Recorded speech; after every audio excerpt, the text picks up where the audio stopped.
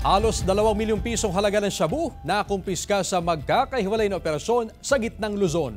Tutukan sa report. Mas pinagtibay ng Police Regional Office 3 ang kanilang operasyon kontra iligal na droga sa gitnang Luzon na nagresulta sa pagkakahuli ng mahigit 20 individual at pagkakasamsam ng nasa halos 2 milyong pisong halaga ng droga sa magkakahiwalay na operasyon.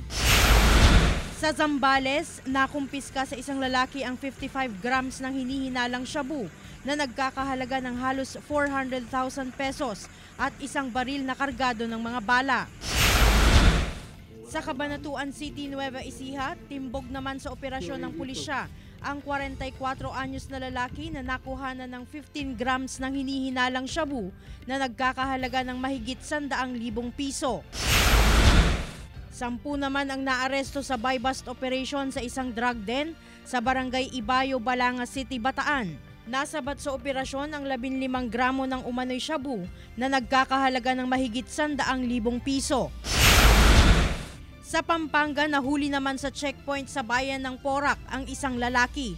Nakuhanan siya ng 60 grams ng high-grade marijuana, 10 disposable vapes, isang baril at isang hindi rehistradong motorsiklo.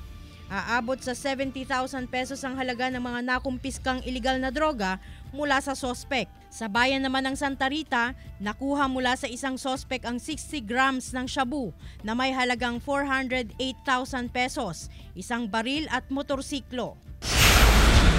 Sugatan ng isang lalaking target ng buy-bust operation sa Pinili, Ilocos Norte matapos umanong manlaban sa mga pulis.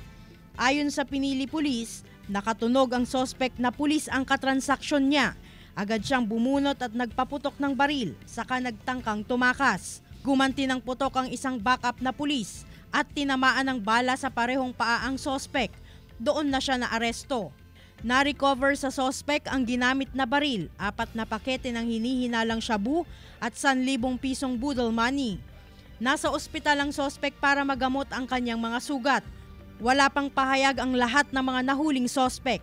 Glam Kalikdan, D-Zone, 1 North Central Luzon.